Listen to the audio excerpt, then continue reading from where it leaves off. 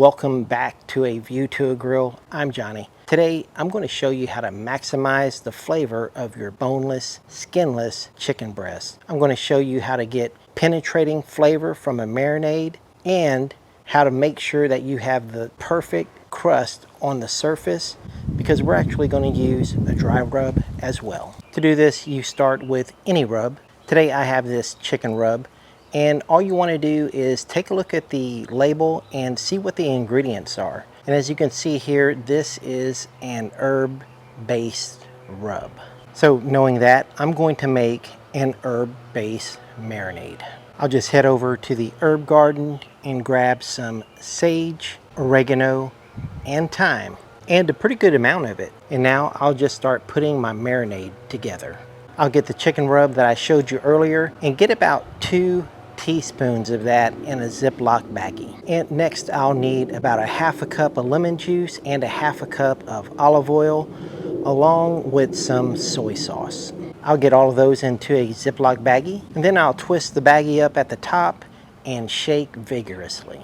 And this is going to yield you about a cup's worth of marinade, which is plenty of marinade for 2 to 4 chicken breasts. Now I'll get the herbs in, and I forgot about the soy sauce earlier, so I'll get that in now as well. Now we'll twirl it up again, shake vigorously, and when you're done, you should have something that looks like this. Now it's time to prepare our boneless, skinless chicken breast. Today I have 2 chicken breasts, and we're going to start off by cutting off anything you don't want to eat. Once you're done with that, place it in a Ziploc baggie and pound out only the thick side of the chicken breast. And quickly, let me show you why.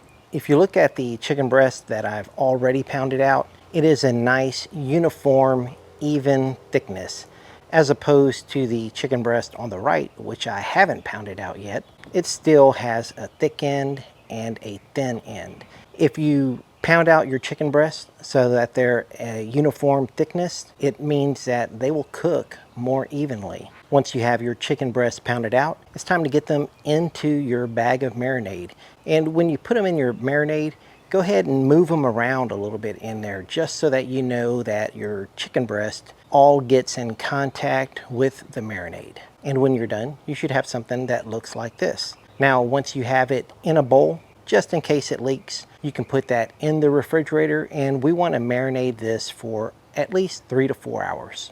And then at your halfway point, I like to move the chicken breast around again, just to ensure that every part of the chicken breast has an opportunity to soak in that flavor. Now, 3 or 4 hours later, it's time to cook. Right before I start up the fire, I like to get the chicken breast out and place it on a wire rack. And now, right before we grill the chicken, we're just going to hit both sides of the chicken breast with a little bit of that rub. And this is what's going to take it over the top. Now it's time to set up for 2-zone cooking. And this can be any barbecue pit you have. 2-zone cooking, whether it's your kettle, your PK, or in this case, my Kamado. And if you're not sure how to set up 2-zone cooking, you can check out the video above. But all it means is that half of your grill is going to be set up with charcoal, and the other half is going to be empty, no charcoal. That is your cool side. The side with the charcoal is your hot side. Now that I have the charcoal lit and in the cooker, I'm going to go ahead and place in my grates, close the lid, and let this preheat for about 5 minutes. And then 5 minutes later, it's time to get the chicken on. I'll start by getting the chicken on the cool side of the grill. We're going to close the lid, and we want our grill to be super hot. So we're going to have the top vent open and the bottom vent open as well. When the chicken hits about 100 degrees internal temperature, I'll get the chicken breast over to the hot side of the grill, close the lid. We're going to give it about 1.5 to 2 minutes. 1.5, 2 minutes later, we're going to get our grill opened, and then we're going to rotate our chicken. I'll move the chicken that was in the front to the back, and the one that was in the back to the front, turning both 90 degrees. We'll get the lid closed, and then about 1.5, 2 minutes later, we'll open the lid and then turn our chicken. And here's what we have so far. Looking pretty good, right? I'll get the lid closed and let it go for another 1.5 to 2 minutes. Once that time is up, we'll open the lid and then rotate our chicken again. We're gonna move the chicken up front to the back, chicken in the back to the front, turning the chicken 90 degrees. Here's where your personal preference comes into play. I like my chicken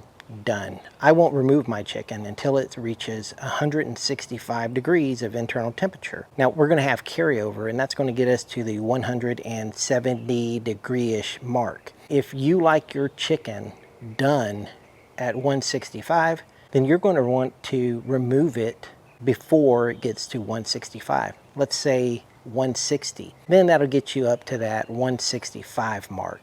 So it's your chicken. Cook it as done as you want. For me, I won't pull it until it's 165 degrees. We're at 165 degrees, and now it's time to take a look at our results. I think that chicken is looking really good on the plate, but now it's time to cut into it. Let's take a look at it. I'll just get this one cut open right down the center, and check out that nice, beautiful, moist chicken. And now let's give this a taste. Excuse the out of focus, but that chicken is delicious. It has a nice penetrating flavor from the marinade, and from us hitting it with that rub again before we grilled it just takes it to another level. Now, if you haven't already hit that subscribe button, go ahead and do that now. Thank you for watching A View to a Grill. I'll see you guys next time. Take care, y'all.